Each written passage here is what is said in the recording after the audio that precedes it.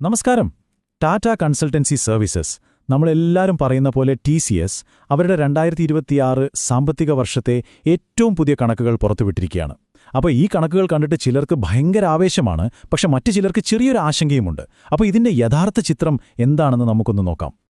അതുകൊണ്ട് തന്നെ എല്ലാ ഇൻവെസ്റ്റേഴ്സിന്റെയും മനസ്സിലുള്ള ഒരൊറ്റ ചോദ്യം ഇതായിരിക്കും: ഈ പുതിയ റിസൾട്ടൊക്കെ കണ്ടിട്ട് TCSന്റെ ഷെയർ വാങ്ങണോ അതോ വെറുതെ വിട്ടേക്കണോ? ശരി, അപ്പോൾ നമുക്ക് കാര്യത്തിലേക്ക് കടക്കാം. ഈ നമ്പറുകൾ സത്യം പറഞ്ഞാൽ ഒരേ സമയം രണ്ട് കഥകളാണ് പറയുന്നത്. ഒന്ന് ഭയങ്കര പോസിറ്റീവും മറ്റേത് കുറച്ചൊന്ന് ശ്രദ്ധിക്കേണ്ടതും. എന്തായാലും നമുക്ക് ആ നല്ല വാർത്തയിൽ നിന്ന് തന്നെ തുടങ്ങാം, അല്ലേ? ഭാഗം 1. 4-ാം പാദത്തിലെ ആ ഒരു ശക്തമായ ഫിനിഷിംഗ്. ഒറ്റനോട്ടത്തിൽ നമ്മളെ ആകർഷിക്കുന്ന ആ പ്രധാന കണക്കുകളിലേക്ക് ഒന്ന് കണ്ണോടിക്കാം. അപ്പോൾ 4-ാം പാദത്തിലെ പ്രകടനമൊന്ന് നോക്കിയേ. അതായത് ജനുവരി മുതൽ മാർച്ച് വരെയുള്ള കണക്കുകൾ ശരിക്കും ഗംഭീരമാണ്. വരുമാനം കഴിഞ്ഞ വർഷത്തെ അപേക്ഷിച്ച് 9.6% കൂടി. അറ്റാദായത്തിലോ അവിടെ ഒരു 12% വമ്പൻ കുതിച്ചുചാട്ടം. പോരാത്തതിന് ഓപ്പറേറ്റിംഗ് മാർജിൻ കഴിഞ്ഞ 4 വർഷത്തിനിടയിലെ ഏറ്റവും ഉയർന്ന ലെവലിലാണ്. ഇതിനെല്ലാം മുകളിലായി ഓരോ ഷെയറിന് 31 രൂപ വെച്ച് ഡിവിഡൻഡും പ്രഖ്യാപിച്ചു. ഇതൊക്കെ കാണുമ്പോൾ എല്ലാം അടിപൊളിയാണെന്ന് തോന്നുമല്ലേ? ഇനി ഈ കണക്ക് നോക്കൂ. $40.7 ബില്യൺ. ഇത് ഒരു വർഷം കൊണ്ട് TCS നേടിയ ഡീലുകളുടെ എക്കാലത്തെയും വലിയൊരു റെക്കോർഡ് തുകയാണ്. ഇത് ഭാവിയിലേക്ക് നല്ല വരുമാനം വരാനുണ്ടെന്നുള്ള ഒരു സൂചനയാണ് തരുന്നത്. എന്നാൽ എപ്പോഴും നമ്മൾ നാണയത്തിന്റെ രണ്ടു വശവും കാണണമല്ലോ. വാർഷിക കണക്കുകൾ മൊത്തത്തിലെടുത്ത് പരിശോധിക്കുമ്പോൾ ചില അടിസ്ഥാനപരമായ ആശങ്കകൾ മുന്നോട്ട് വരുന്നുണ്ട്. നമുക്ക് യാഥാർത്ഥ്യം എന്താണെന്ന് ഒന്ന് സത്യസന്ധമായി വിലയിരുത്താം. ഇതാണ് ഇവിടുത്തെ ഏറ്റവും നിർണായകമായ കാര്യം. രൂപയിൽ നോക്കുമ്പോൾ ഒരു വർഷത്തെ വരുമാനത്തിൽ 4.6% വളർച്ചയുണ്ട്. അത് കേൾക്കാൻ നല്ലതാണ്. എന്നാൽ ഇതേ വരുമാനം ഡോളറിലേക്ക് മാറ്റുമ്പോൾ കഥ മാറും. അവിടെ 0.5% ഇടിവാണ് കാണിക്കുന്നത്. അതായത് രൂപയുടെ മൂല്യം കുറഞ്ഞതുകൊണ്ട് മാത്രം കിട്ടിയൊരു വളർച്ചയാണിത്. യഥാർത്ഥത്തിൽ ബിസിനസ് ചെറുതായിട്ടൊന്ന് കുറഞ്ഞു എന്ന് തന്നെ പറയാം. ഇനി വാർഷിക അറ്റാദായ വളർച്ചയിലേക്ക് നോക്കൂ. വെറും 1.3%. നമ്മുടെ നാട്ടിലെ പണപ്പെരുപ്പമൊക്കെ വെച്ച് നോക്കുമ്പോൾ ഇത് ഏതാണ്ട് 0 വളർച്ചയ്ക്ക് തുല്യമല്ലേ?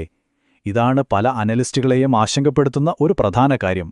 പിന്നെ TCSന്റെ വരുമാനത്തിന്റെ പകുതിയും വരുന്നത് എവിടുന്നാണെന്നറിയോ? വടക്കേ അമേരിക്കൻ മാർക്കറ്റിൽ നിന്ന്. പ്രശ്നമെന്താന്ന് വെച്ചാൽ നിലവിൽ ആ മാർക്കറ്റ് അത്ര ശക്തമല്ല. അമേരിക്കയിലെ സാമ്പത്തികമായ അനിശ്ചിതത്വങ്ങളും കമ്പനികൾ ചെലവ് ചുരുക്കുന്നതും TCSനെ നേരിട്ട് ബാധിക്കുന്നുണ്ട്. അനലിസ്റ്റുകളെ ഏറ്റവും കൂടുതൽ ടെൻഷൻ അടിപ്പിക്കുന്ന സംഖ്യ എന്ന് പറയുന്നത് ഈ കോൺസ്റ്റന്റ് കറൻസിയിലെ ഇടിവാണ്. അപ്പോൾ എന്താണ് ഈ കോൺസ്റ്റന്റ് കറൻസി ഗ്രോത്ത്? അടുത്ത സ്ലൈഡിൽ നമുക്കത് വ്യക്തമാക്കാം.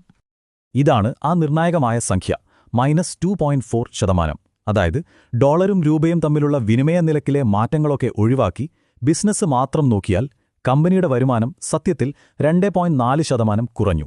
വിദഗ്ധരെ സംബന്ധിച്ചിടത്തോളം ഇതൊരു വലിയ റെഡ് ഫ്ലാഗാണ്. ശരി, ഇത്രയും ആശങ്കകളൊക്കെ കേട്ടപ്പോൾ ഒരു നിരാശ തോന്നിയോ? പക്ഷെ നിൽക്കൂ, ഈ കഥ മുഴുവനായും അങ്ങനെയങ്ങ് മോശമൊന്നുമല്ല. ഭാവിയിലേക്ക് നമുക്ക് പ്രതീക്ഷ നൽകുന്ന ചില നല്ല കാരണങ്ങളുമുണ്ട്. നമുക്കവ എന്തൊക്കെയാണെന്ന് നോക്കാം. 3-ാം പാദത്തിൽ നിന്ന് 4-ാം പാദത്തിലേക്കുള്ള ഈ ലാഭത്തിലെ കുതിപ്പ് നോക്കൂ. 10,720 കോടി രൂപയിൽ നിന്നും നേരെ 13,718 കോടി രൂപയിലേക്ക്. ഇതൊരു വമ്പൻ മുന്നേറ്റമാണ്. ഇതെന്താണ് സൂചിപ്പിക്കുന്നത്? പുതിയ സാമ്പത്തിക വർഷത്തിലേക്ക് കടക്കുമ്പോൾ കമ്പനിക്ക് നല്ലൊരു പോസിറ്റീവ് മൊമെന്റം കിട്ടിയിട്ടുണ്ട് എന്നാണ്. അപ്പോൾ കമ്പനിയുടെ ഭാവിയെപ്പറ്റി നമുക്ക് ശുഭാപ്തി വിശ്വാസം നൽകുന്ന കാര്യങ്ങൾ എന്തൊക്കെയാണ്? 1. അവരുടെ കയ്യിലുള്ള റെക്കോർഡ് ഡീൽ പൈപ്പ്ലൈൻ. 2. ആർട്ടിഫിഷ്യൽ ഇന്റലിജൻസിൽ നിന്നുള്ള വരുമാനം $2.3 ബില്യൺ കുതിച്ചുയരുന്നു എന്നത്. പിന്നെ 4 വർഷത്തെ ഏറ്റവും ഉയർന്ന മാർജിനുകളും ഷെയർ ഹോൾഡേഴ്സിന് നൽകുന്ന നല്ല റിട്ടേൺസും കൂടിയാവുമ്പോൾ ചിത്രം കുറച്ചുകൂടി മെച്ചപ്പെടുകയാണ്.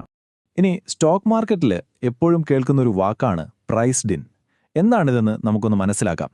അതായത് ഒരു സ്റ്റോക്കിന്റെ ഇപ്പോഴത്തെ വിലയിൽ അതിനെപ്പറ്റിയുള്ള നല്ലതും ചീത്തയുമായ എല്ലാ വാർത്തകളും ഓൾറെഡി ഉൾക്കൊണ്ടിട്ടുണ്ട് എന്ന് സാരം. ഈ ആശയം TCSന്റെ കാര്യത്തിൽ എങ്ങനെയാണെന്ന് നോക്കാം. സ്റ്റോക്ക് അതിന്റെ ഒരു വർഷത്തെ ഏറ്റവും ഉയർന്ന വിലയിൽ നിന്ന് ഏകദേശം 25% താഴെയാണ്. ഇതിനർത്ഥം ഈ വളർച്ചക്കുറവ് പോലുള്ള മോശം വാർത്തകളോട് മാർക്കറ്റ് നേരത്തെ തന്നെ പ്രതികരിച്ചു കഴിഞ്ഞു. അതുകൊണ്ട് വില ഇപ്പോൾ ഒരു ന്യായമായ നിലവാരത്തിലാണുള്ളത്. ശരി, അപ്പം നമ്മൾ നല്ല കാര്യങ്ങളും കണ്ടു, കുറച്ച് ആശങ്കകളും കണ്ടു. ഇനി ഇതെല്ലാം കൂടി ഒന്ന് കൂട്ടിയിണക്കി ഒരു നിക്ഷേപകൻ എന്ന നിലയിൽ എന്ത് തീരുമാനമെടുക്കണമെന്ന് നോക്കാം. ഇവിടെ നിങ്ങളുടെ നിക്ഷേപത്തിന്റെ സമയപരിധി വളരെ പ്രധാനമാണ്. ദീർഘകാലത്തേക്കാണ് നിങ്ങൾ നോക്കുന്നതെങ്കിൽ, അതായത് ഒരു 5 വർഷത്തിൽ കൂടുതൽ, അപ്പോൾ ഇതൊരു ജാഗ്രതയോടെ വാങ്ങാവുന്ന ഓഹരിയായി പരിഗണിക്കാം. കാരണം എന്താ? ഇതൊരു മികച്ച കമ്പനിയാണ്, കടങ്ങളില്ല, നല്ല ഡിവിഡൻഡ് തരുന്നുണ്ട്, പിന്നെ AI പോലുള്ള പുതിയ ടെക്നോളജിയിൽ ശ്രദ്ധിക്കുന്നുമുണ്ട്. ഇപ്പോഴത്തെ വിലയും അത്ര മോശമല്ല. എന്നാൽ 1-2 വർഷത്തേക്കാണ് നിങ്ങളുടെ പ്ലാനെങ്കിൽ കാത്തിരുന്ന് കാണുക എന്നതായിരിക്കും നല്ലത്. ഡോളറിലുള്ള വരുമാനം തിരികെ വരണം, വടക്കേ അമേരിക്കൻ മാർക്കറ്റ് മെച്ചപ്പെടണം, അതൊക്കെ കണ്ടിട്ട് തീരുമാനിക്കുന്നതാവും ബുദ്ധി. അപ്പോൾ ഈ നല്ലതും ചീത്തയുമൊക്കെയായ കണക്കുകൾ നിങ്ങൾക്ക് എന്താണ് അർത്ഥമാക്കുന്നത്? നിങ്ങളുടെ സ്വന്തം ഇൻവെസ്റ്റ്മെന്റ് പ്ലാനിൽ TCS പോലുള്ളൊരു സ്റ്റോക്കിന് സ്ഥാനമുണ്ടോ? നിങ്ങളുടെ സാമ്പത്തിക ലക്ഷ്യങ്ങൾ എന്തൊക്കെയാണ്? ഇതിനെക്കുറിച്ചൊക്കെ ഒന്ന് ആഴത്തിൽ ചിന്തിക്കുന്നത് എപ്പോഴും ഒരു നല്ല കാര്യമായിരിക്കും.